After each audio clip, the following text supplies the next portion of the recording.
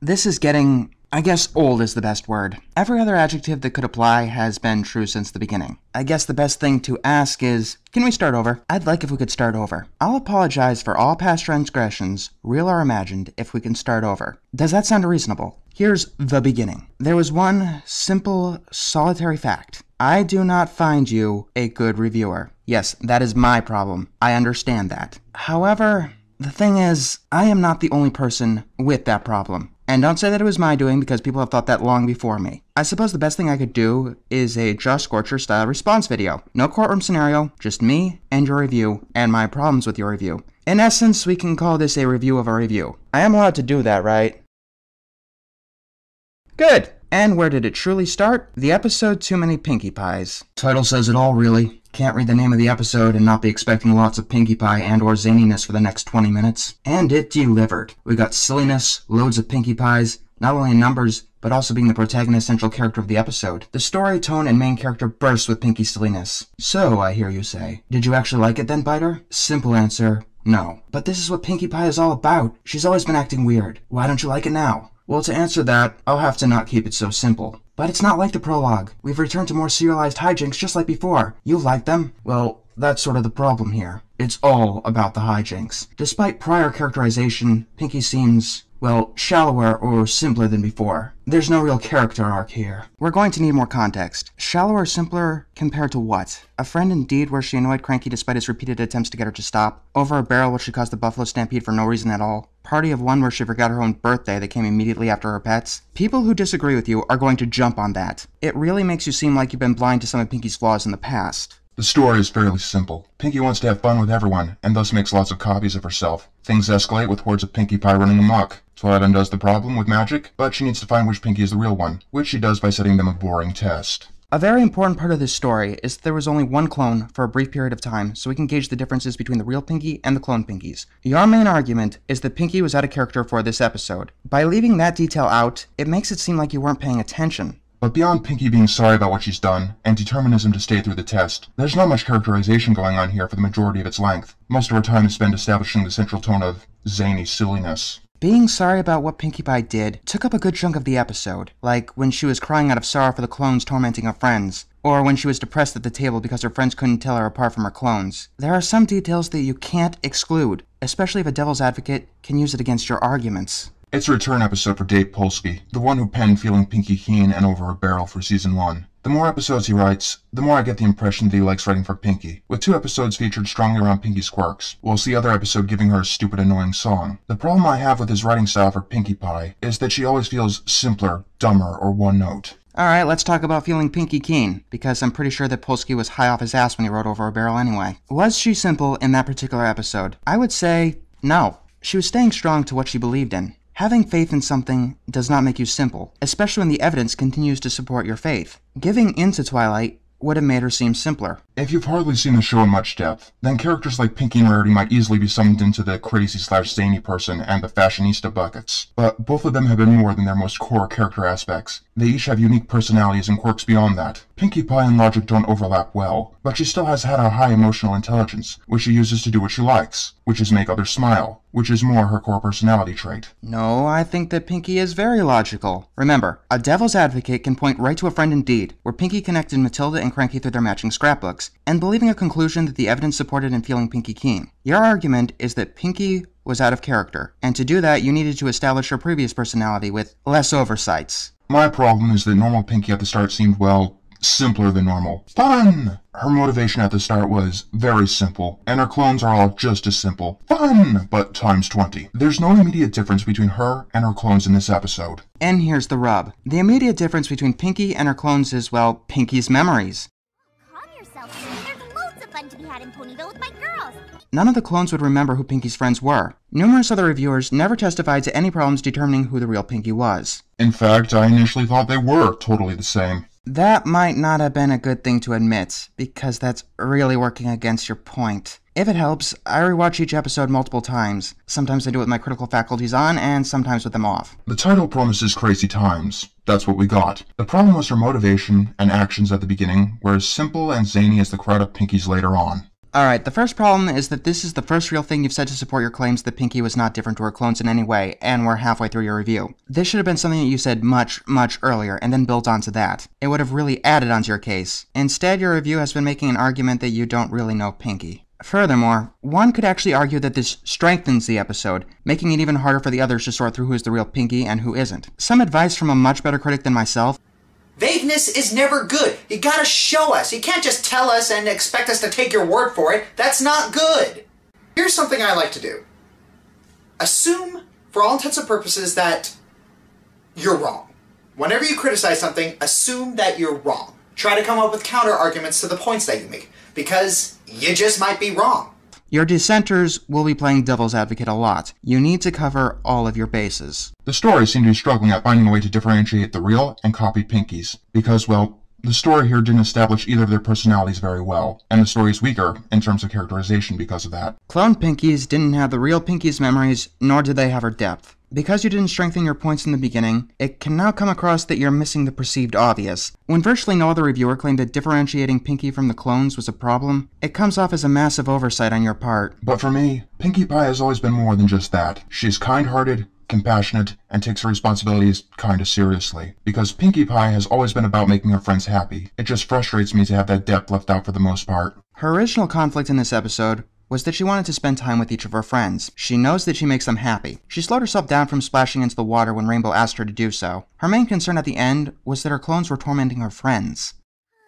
I bet she misses you too. Bet she'd do just about anything to get to be with her friends again. That seems kind-hearted and compassionate to me. In its place, we get our most obvious, simple characterization: zaniness. But I felt like the difference should have been more pronounced, that the copies weren't like Pinkie in a way that was obvious to the audience. That way we could see her character more obviously, and make that final division more meaningful. You've got to keep this in mind. The more obvious the difference was, the easier it would be for Pinkie's friends to differentiate who is who, and in the end, the climax would have been weakened. If it was too obvious, like saying darkening the clone's fur or removing their cutie marks, then the others would easily have been able to sort out who is who. And if they wouldn't be able to figure out, then they definitely would have been out of character. With hindsight, I'd have stuck Pinkie between chores and friends. She'd foolishly get a copy to do her chores, but her copy only wants to have fun. The problem with that is that Pinkie has never shirked her responsibilities before. In Baby Cakes, she stuck to her full-sitting duties despite being in way over her head. And in Mystery on the Friendship Express, she made sure that it was her duty in the highest order to make sure that the cake arrived safely. Doing what you just suggested most likely would have been a true downgrade of her character. The clone could have been as destructive as the members of the crowd, and left Pinkie's friends confused at the unlimited zaniness that the clone unleashed. We could have had an interesting doppelganger act, as normal Pinkie tries to explain fix what's going on, but no one believes her. In the end, she goes to Twilight and asks for her help, and does something that's within the context of the show or episode, that proves her true character. It might be just me, but I think that that's exactly what happened in the episode. Give me a minute, let me check.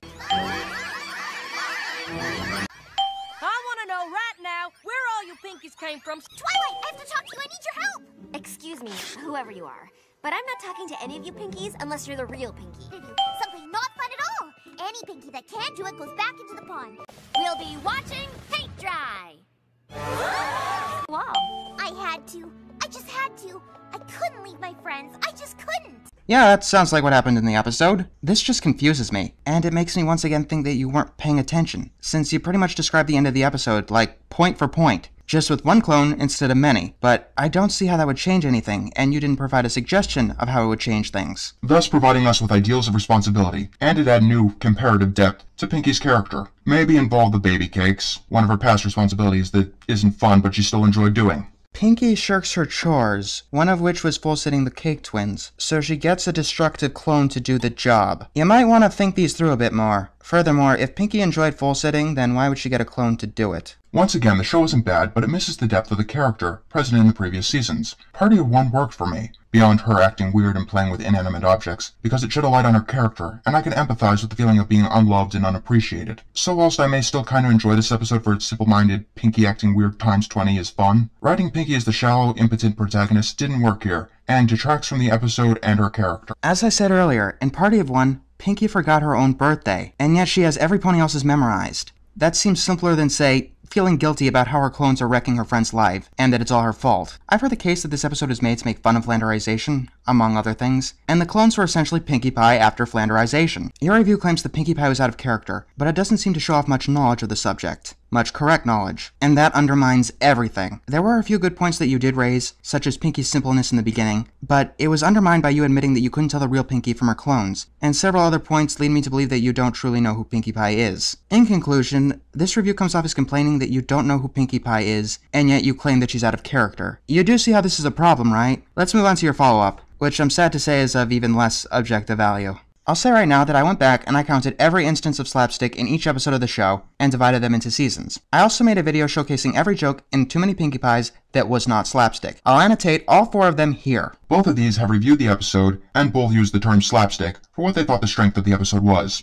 In my last review, I focused on just the characterization, as the episode was centered on Pinkie as the protagonist. Alright, a couple of problems right off the bat. The first one has nothing to do with you, so don't worry. The first link sends me to an SSL error page. You might want to check that out. The second one, though, is over an hour and a half long. If you're going to pick reviews to sample, try to keep them, short. People are already giving their time to you, and you really don't want to impose on them more than you have to. I believe that the ANY Pony also praised the slapstick humor in his review, and his review is under 10 minutes. Firstly, yes, I must admit that Dave Polsky is mostly a writer of slapstick for this show. I might gripe with how he writes his characters, but all of his episodes have been aiming for mostly slapstick humor. But first, what is slapstick? It is basically contrived situations for the sake of humor. A pie in the face at its most basic.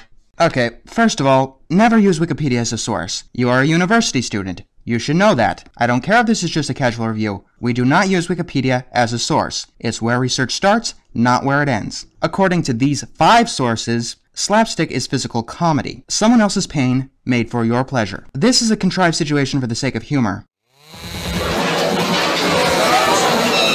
I don't believe this! Who flushes a chainsaw? That's not slapstick. This is slapstick.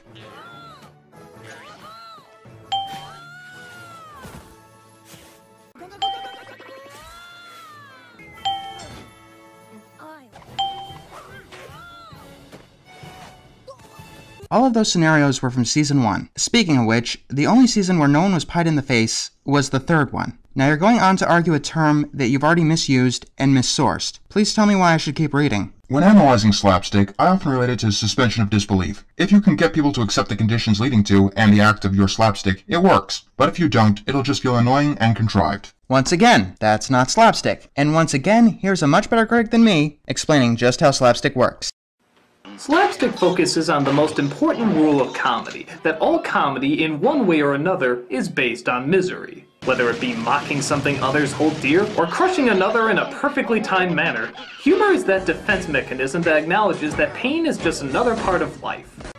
William Hanna and Joseph Barbera knew how to animate great slapstick. It makes sense in animation, seeing how so much of the humor relies on timing, and here, you can literally control each frame to the tiniest details. Well, because, again, they understood that anything that can emphasize the amount of pain a character is in, usually the funnier the joke will be. The more you can feel the character's pain without making the audience cringe, the better the scenario comes off. It has nothing to do with the suspension of disbelief. Yeah, I can't believe that there was a piano in the mail truck. Still funny when Twilight gets hit with it, though. Furthermore, how can a contrived scenario for the sake of comedy not feel contrived? I'm afraid I don't follow your logic here. The best comparison in previous seasons is Fueling Pinkie Keen, also by Dave. The humor was always staged quite nicely with Pinkie's sense. Her senses, whilst contrived, I can accept, as it was the point of the episode. Alright, now you have to explain to me why you could accept Pinkie's senses that were never fully explained, but you can't accept clones that weren't fully explained. You need to be more clear. This is why it's a very good idea to have all your bases covered. It's like a Jenga tower. The more pieces you remove, the more likely the thing is going to crush under its own weight, and the closer to the source it is, the quicker it's going to fall apart. Both me and Swy want to find out what's leading to all these comedic predictive events. The senses were also not too overplayed. It was spaced throughout the episode, where it was needed, and we had action with the Hydra to help close things off, and provide contrast. You do know that not every joke in Too Many Pinkie Pies was slapstick, right? There was more non-slapstick humor there than there was slapstick humor. Believe me, I counted. You're free to make the counts yourself if you don't believe me. The ending of the episode, and the real Pinkie's depressed mood, seem to provide enough contrast. In essence, you're not helping your point. So what do we set up and work with the slapstick present in Too Many Pinkie Pies? Could I suspend my sense of disbelief on the contrivances going on to enjoy them? The episode paints Pinkie Pie to be a flat two-dimensional character, to allow for its slapstick, which made her feel shallower and impotent, lots of moping around. You do know that the character doesn't need to be flat to have slapstick happen to them, right? That tends to happen after the slapstick does, not before. Bazing!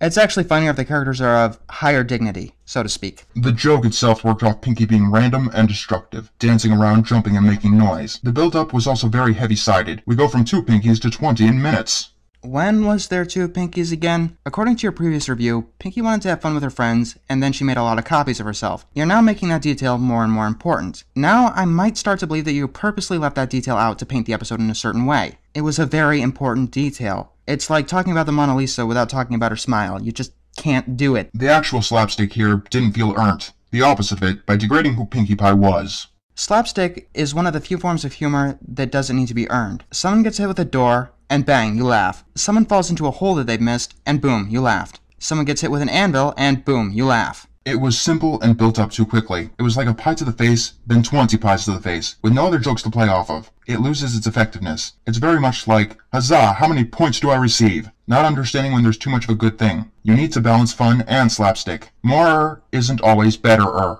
Once again, I'm fairly certain that you don't know what slapstick is. Yes, there can be too much of a good thing, but like I've counted, there were more non-slapstick jokes than slapstick jokes in this episode, which helped to balance out the episode. Furthermore, if you're going to go after an episode with too much slapstick, Dragon Quest has more instances than any other episode of the show. Once again, count them. Finally, slapstick is fun. How do you balance something out with itself? In short, no, I didn't find the episode that funny due to slapstick. I can kinda get where people can enjoy it, however. A pie to the face can be quite funny by itself. It's just I prefer my gags to be well-paced and earned. Here we just degraded Pinkie's character to do the same gag ad nauseum. It's one thing to say that you didn't find the episode funny, but you built your whole argument on the wrong definition of a word. In fact, I don't know what you were truly referring to. A definition that I do not know how you came to really undermines future things you have to say. That's not my opinion, that's reality. Especially because you continue to use the word slapstick. Byter, I'm asking you this. Do you want me to review your other reviews? This is how it started, remember? I have not used one ad hominem in this video. To those who don't know, and there's a surprisingly lot of you who don't know, it's essentially an insult. Saying that someone's logic is faulty because they are a troll is an ad hominem. Saying someone is a troll because their logic is faulty is not. All I did in this video was attempt to gauge the objective value of your reviews. Whether or not I succeeded is up to the masses to decide. No hate, pride, or prejudice has soured my tongue. If you'll accept this as a new start, I will annotate my screw-ups video to link to here. And anything that I said about you prior to this point, I consider null and void. It's up to you whether or not to take my advice. I know you really don't want it.